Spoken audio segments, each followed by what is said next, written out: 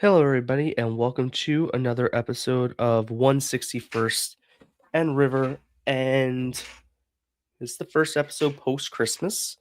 So I hope everybody had a happy, Merry Christmas and a happy holiday for those who celebrate. And today's episode is going to be a bit more of like, I guess, a recap of kind of what's gone on. I mean, we haven't really missed much since Christmas because nothing has happened in pertaining to this team. And little things have surfaced, I guess we could say. A rumor here, a rumor there. um and we're going to unpack the little rumors that we hear here, um because this is that time of the year, right? This is the time of the year right now where things are going on behind the scenes that we might not necessarily understand yet. And I'm sure we'll see, very, very shortly what's going to happen in terms of, you know, the Yankees this offseason, because this team, as presently constructed, as we know, is not good enough to win. So we're going to start with this. This was tweeted out earlier today by an account on X that has some stuff, has gotten some stuff over the years here. The quote is from The Athletic, Chris Kirschner of The Athletic. Posted a column this morning talking about the Yankee offseason. It's been slow so far. Obviously, it's been a drag. It has been depressing so far. And mentioned in there that, judging by, and this isn't sourced, I want to make that clear. I don't believe it's sourced fully from, I don't want to make assumptions on behalf of Kirsch, but I believe that this is more of an assumption, not a sourced thing, but I'm sure he'll say as such on his podcast, which I totally recommend everybody listen to. It's a great podcast. Judging by the Boz trade, the Shane Boz trade, the prices are exorbitant, and it would further deplete the Yankees farm system. The Yankees farm system, I think, is better than people think it is, and Kirshner understands this, obviously. But I think it's much better than what people think it is.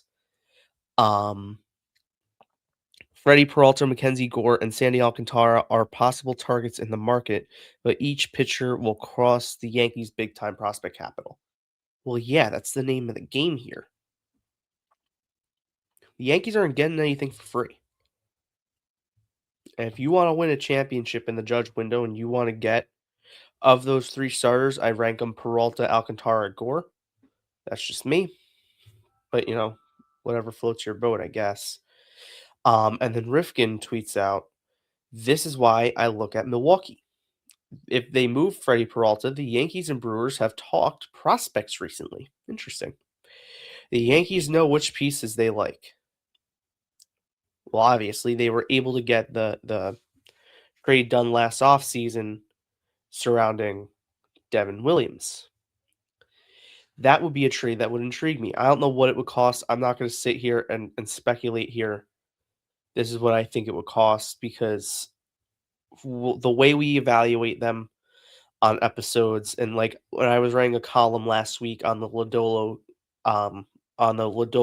what could be trade, I'll mention that in a second here. That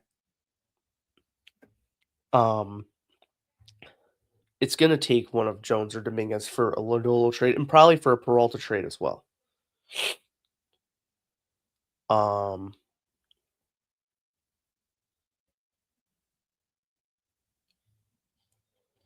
I love how people like Bobby Malone, and I know his quote is on here. He does a really good job analyzing quotes.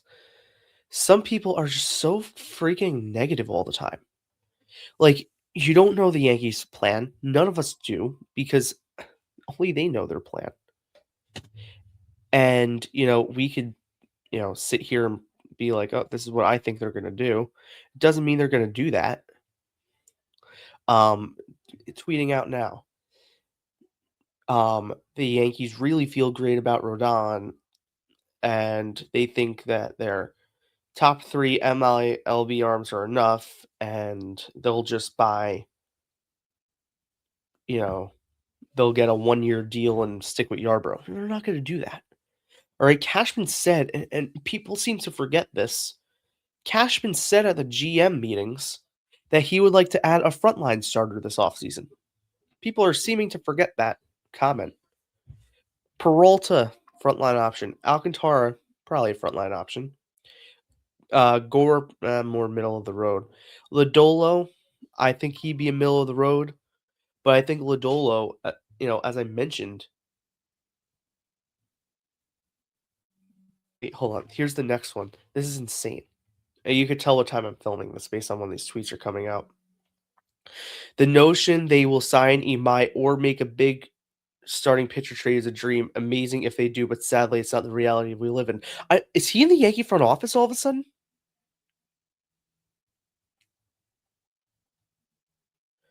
It's so insanely negative. Like, did anyone last offseason think that they were going to sign Max Fried or trade for Devin Williams? I didn't. Now, the Devin Williams trade, didn't really work, obviously, but no one knew they were going to do that. So when people pretend to know things that they don't know, it's actually annoying. Of course, the Yankees want to add a starting pitcher this offseason. Why wouldn't they? They know it's a problem. They also haven't done anything. The reason they haven't done anything, and I posted this on Threads the other day because someone's like, "Can they just do something?" When I posted the Lodolo comment column, and they're like, they don't do anything, blah blah blah. It's not by lack of effort. Of course, they're trying to do stuff. Tell me what team that's done a ton of stuff. The Blue Jays went out and got Cease and Cody Ponce, which I don't think you wanted either of them. Look at Cease's numbers in his career against the Yankees. Look at Sonny Gray's numbers against the Yankees in his career, his numbers at Fenway Park, and his numbers at Yankee Stadium, and tell me that he scares you. Oviedo, a little bit. Contreras at Fenway scares me a bit, but not to the point where I'm like, oh, they're going to win the East. Now, what they're doing down in Baltimore, that should percolate. You know, that should scare some people. Alonso, great signing for them. He's going to fit that ballpark really, really, really well. And then yesterday, signing off Eflin, great signing for them. I know it's a re-sign because he's injury prone. The Yankees have gotten to him in recent years, so not the worst signing in terms of like the Yankee aspect of it, but also like good solid pitcher. So tell me the team that's gone out and done everything. Look at the free agent board. If Bellinger and Tucker were off the free agent board and this is a conversation, then I'd be worried. The Yankees are the only team that has a formal offer on Bellinger, according to reports. Yes, they have a line. I don't know if they're at that line yet. Yes, Boris is going to have to humble himself in order to get the deal done. We'll see when that happens. And Boris is trying to hold out a little bit for Tucker to sign. The only issue is Tucker doesn't have a market. So you're back to square one. So that's the problem. Once the Yankees have an outfielder signed, whether it's Bellinger, I doubt it'd be Tucker.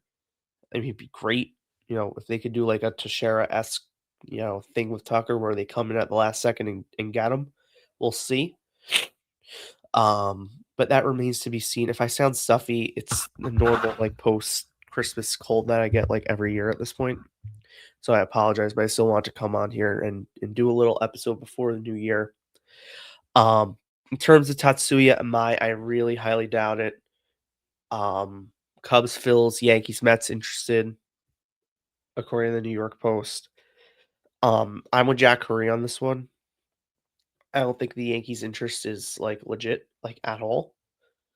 From other things I've heard and other issues that have gone on with Imai behind the scenes, I think that's something the Yankees would very much so prefer to stay away from.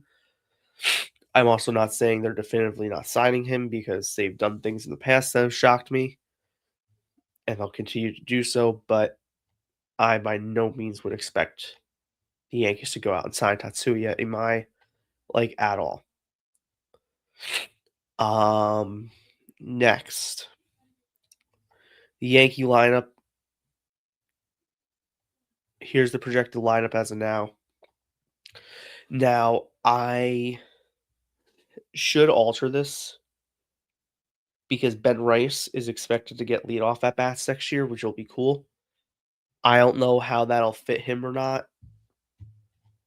Um, but I think it'd be cool. But if anyone was wondering why the Yankees haven't made a trade yet, it's because they need to have an outfielder secured in order for them to deal from their outfield surplus, right? Like, let's say this report, which I believe to be accurate, because why would he lie, is accurate that the Yankees and Brewers are actively having conversations surrounding prospects. I believe that. So let's say a deal gets done for Bellinger like tomorrow. Then all of a sudden, I could see by Friday the Yankees having a starting pitcher. If I were the Yankees, I would have a contingency plan done with Milwaukee of what would it take to get Peralta and McGill in New York. I would have that trade pretty much done so that when you sign an outfielder, okay, outfielder signed, boom, get them, boom. And then it's the finishing touches. I came on here last week and I said there's not too much for them to do this offseason. That remains the same. Tell me the major move that you need this offseason. Yeah, Bellinger. They do need a right-hand corner outfielder. We know that. And among other things, I'm going to share my screen like right now. Let me just pull this up. So one of the things I've been doing this offseason, trying out for the Yankees, to see how it works. If this works, it'll definitely be done for like the Giant and Jet off seasons, or definitely the Giants. Um, and I'll probably relay it to um my colleagues for the Jet off season. Does this allow me to share my screen? Here is posting like minute by minute like updates here with like when they sign things. Obviously, the date and time on here is like not accurate. That's why I put like the date it actually was. The New York Yankees signed right-handed first baseman and corner outfielder Nick Torres to a minor league contract on Saturday, I believe it was. Um, Torres played in the Mexican League, was their MVP.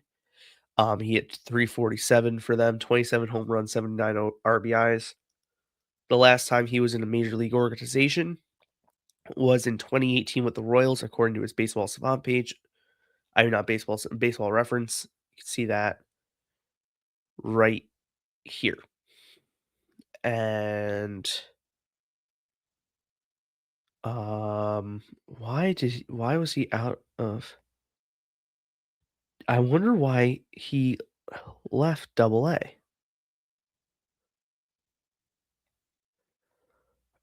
Because this is the Mexican League. That's Double A.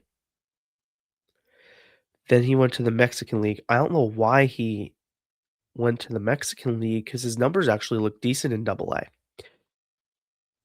In the minors, in 5 minor league seasons, he was a 280 hitter with 31 home runs. And then with the Mexican League, all in all, he was a 321 hitter with 128 home runs. So there's a slug there. Okay, he played Triple A in 2 seasons. Okay, 254. Where was he in Triple A? Oh, okay. He was in Triple A here and was demoted. That's weird. Anyways, low kind of a low risk could be high reward signing for the Yankees. if they don't find anything, and they'll give him runway in spring training, I would assume. And then if he looks good in spring training, why not try him on the roster? I mean, we see other teams around baseball all the time pull these random people out of the woodworks and play them. Why not the Yankees? Here's the bullpen. They still need work back there. They're not going to get away with this. No way. I think Trevor McGill would be perfect. You slot him right above Camilo, bump everyone down.